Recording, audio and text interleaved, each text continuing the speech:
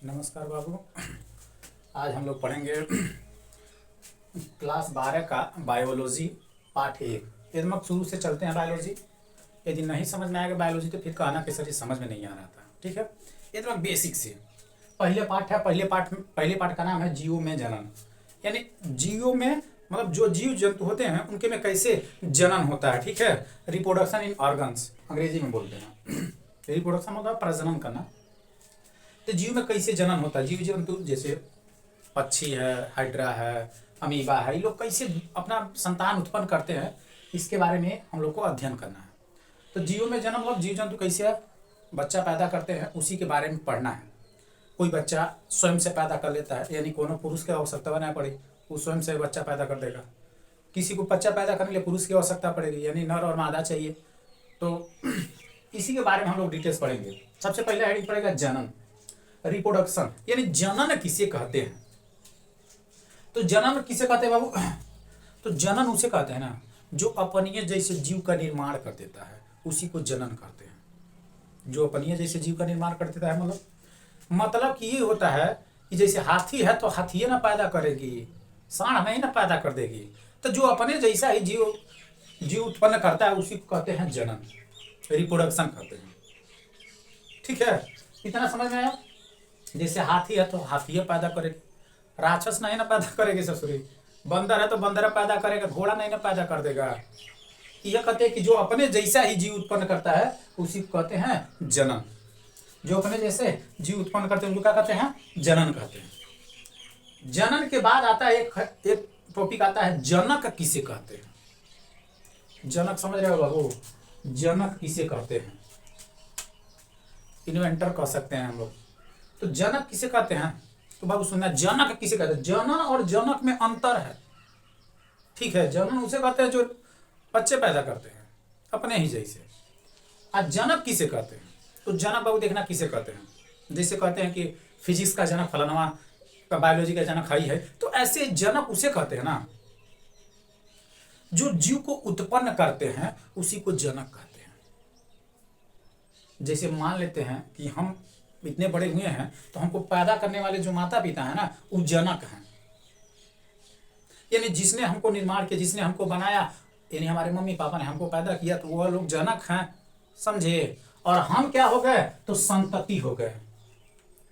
हमको क्या कहोगे? संतति। जनक किसे कहते हैं? जो वे जीव जो संतान उत्पन्न करते हैं, वे जीव जो संतान उत्पन्न करते हैं। यानी हाथी का बच्चा यदि पैदा हुआ तो हाथी का बच्चा पैदा करने में हाथी और हथनी का काम लगा होगा, यानी हाथी और हथनी को कहते हैं जनक। और जो बच्चा पैदा हुआ है उसको कहते हैं संतति। यानी जो नया बच्चे का निर्माण होता है उसको कहते हैं संतति। यानी कि नए जीव का जो उत्पन्न होता है उसको कहते हैं संतति, जैसे बच्चा। और जनक किसे कहते हैं? तो जो वे जीव जो उनको उत्पन्न किए हैं उन्हीं को कहते हैं संतति। यानी माता पिता मान लो हमको उत्पन्न किए हैं, जैसे हाथी का बच्चा हो गया तो हाथी के बच्चे को उत्पन्न करने में हाथी के मम्मी और पापा जो रहे होंगे उनको जनक कहेंगे, और हाथी का बच्चा संतति हो जाता है। समझ रहे हो ना? ठीक।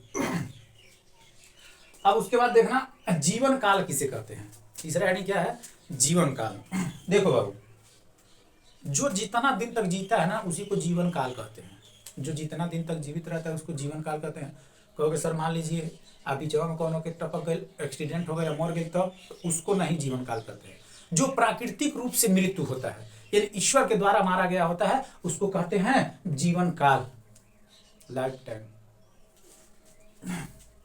परमानेंट वाले। देखो जो जीव प्राकृतिक रूप से मृत्यु होती है, यानी जिन जीवों का मृत्यु प्राकृतिक रूप से होता है, ये नहीं कि जहर खा ले हमारा जीवन काल। मान लो हम इस समय इतना बड़े, अब मान ली कहीं से एक्सीडेंट हमारा हो गया, हम टपक गए बीच में, 26 वर्ष की उम्र में हमारी मृत्यु हो गई, तो 26 वर्ष का हमारा जीवन काल 26 वर्ष नहीं है, क्योंकि हमारी प्राकृतिक मृत्यु यानी नेचर के द्वारा नहीं मारा गया है, हमने स्वयं गलती करके मारा, तो वह जीवन काल नहीं होता है। जीवन काल वो होता है जो ईश्वर ने उनको मार दिया, यानी प्रकृति ने उनको मार दिया, उसको कहते हैं जीवन काल। बचपन, छोटा बच्चा से बढ़ते बढ़ते इस समय इतना आ गया, फिर वृद्धावस्था आ गया, वृद्धावस्था के बाद धीरे धीरे हमारी मृत्यु होगी, यानी अंत में जो मृत्यु होती है उसको कहते हैं जीवन काल। जीवन काल समझ में आया बाबू? अब सबका जीवन काल अलग अलग होता है। सबका जीवन काल क्या होता है? अलग अलग होता है। कुछ जीवन काल हम लिखे हैं, कुछ जीवन काल लिखे हैं। जैसे मनुष्य का जीवन काल 65 से 60 वर्ष माना गया है।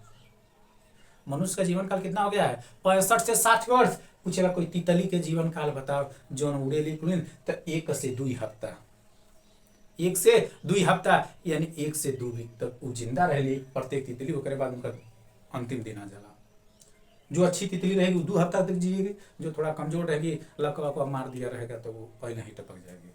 उसी तरह गुलाब का जीवन काल, कोई गुलाब का जीवन काल पूछे कितना गुलाब का पेड़ होता है, कितने दिन तक वो रह सकता है, तो उसका है 10 वर्ष, 10 ईयर्स। कितना वर्ष तक एक गुलाब का पौधा बचपन से लगा मृत्यु होने में उसको समय लगता है 10 वर्ष। मनुष्य का, यानी मनुष्य का जीवन काल होता है, मनुष्य का जीवन काल होता है 55 से 60 वर्ष मान गया है। पहले बहुत था बाबू, अब धीरे धीरे कम होता जा रहा है। कहाँ है कम होता जा रहा है? तो सोचना, पहले आदमी 120 वर्ष 105 वर्ष, हमारे दादा रहना, बाबा जी रहना है, वो करीबन 107 वर्ष जिया रहना है। तो उनको जीने का रहस्य अलग था, क्योंकि वो लोग खाद वाला नहीं खाते थे, एकदम मस्त में अपने घर का उत्पन्न किया हुआ ही खाते। अब तो पता नहीं आवाट बवाट खा के जीवन काल कम कर ले उनके। बर्गर बर्गर पिज्जा उज्जा खा के, बाहरी सामान जो होता है तेला वाला खा के, थोड़ा चाइना वाला सामान खा के हम उनके बर्बाद होता है। चाइने वाले ने बना दिया तो उस तरह खा, भारतीय जो भी अगर खाओगे ना तो मस्त रहोगे, ठीक है। चाइना वाला खाओगे तो पहले ही धीरे धीरे टपक जाओगे। हाँ तनी मस्त तो लगेगा, चटपटा तो लगेगा, जीभ को मस्त स्वाद मिलेगा, लेकिन तुम्हारा उम्र यो घटा देगा, ठीक है। तो उसी तरह कह रहे हैं कि मनुष्य का जीवन काल 55 से 60 वर्ष है। पहले के लोग बहुत जीते थे।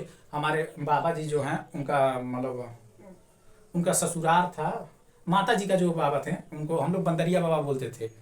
मतलब माता जी के पापा के बाबा वो आते थे, उनका जो ससुराल था वहाँ था, क्या बोलते हैं, नाथ बाबा के आगे, वहाँ से आते थे चौरी चौरा। सोचो बाबू, चौरी चौरा पैदल चल के आते थे। ससुराल ये समय कह कि 1 किलोमीटर पैदल चले, पाँव दुखाए लगे, ससुराल गाड़ी निकाले जल्दी से। लेकिन वो लोग 40 किलोमीटर पैदल चल के यहाँ तक आ जाते थे, और फिर उसके बाद उनका 107 वर्ष जीवन काल हो गया। तो समझ रहे हो ना, कहने का मतलब है आदमी धीरे धीरे सुकुआर होता जाता है तो जीवन काल कम होता जा रहा है। जो जितना खेत का काम, जो भी घर का काम खूब करता रहेगा, हंच के करेगा और हंच के खाएगा ना, तो समझ लो देह पंच रहेगा।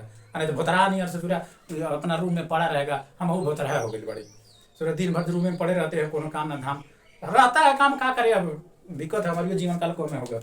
तो मनुष्य का जीवन काल 55 से 60 वर्ष होता है। कावा का जीवन काल होता है 15 वर्ष तक। अगर अच्छा कावा है, मस्त है, चंगा है, तो वो 15 वर्ष तक जिएगा। उसका कुत्ता सब डॉग का जीवन काल 15 से 16 वर्ष होता है। तोता का जीवन काल 140 वर्ष होता है। इसको चाहे तो लिख सकते हो सकता है नीट उट में पूछ ले। केला का जीवन काल 25 वर्ष होता है। मगरमच्छ का जीवन काल 60 वर्ष होता है। धान जब गाँव खेतवा में धानवा लगाल जाला, ओकर 4 महीना जीवन काल होला। 4 महीना बाद ओकर श्री गणेशाय नमः हो जाला, ठीक है। पीपल का जीवन काल, पीपल जानते हो ना, पीपल के वृक्ष का जीवन काल 250 वर्ष होता है। इतना हाई होता है पीपल का जीवन काल। गाय का जीवन काल, अरे गाय माता का जीवन काल 26 वर्ष होता है। 26 वर्ष बाद उनका मृत्यु हो जाता है, ठीक है। कछुआ का जीवन काल बहुत होता है, 100 से 150 वर्ष। 100 से 150 वर्ष मगरमच्छ कछुआ का जीवन काल बताया गया है। बरगद का जीवन काल सबसे हाई लेवल का होता है। सबसे हाई लेवल का बरगद का होता है। 500 वर्ष तक जीते हैं। 300 से 500 वर्ष, कोनो भी बरगद होगा 300 से लगा 500 वर्ष तक मर जीते रहेंगे। उम्मीद करते हैं इतना समझ में आया होगा बाबू। जो जीवन काल बताए हैं नोट कर लेना। अब आते हैं जन्म। रिप्रोडक्शन कितने प्रकार के होते हैं? क्या चीज? रिप्रोडक्शन कितने प्रकार के होते हैं, ये नोट कर लेना बाबू समझ के। रिप्रोडक्शन यानी जन्म कितने प्रकार के होते हैं, कितना प्रकार से बच्चा पैदा किया जा सकेगा, ठीक है।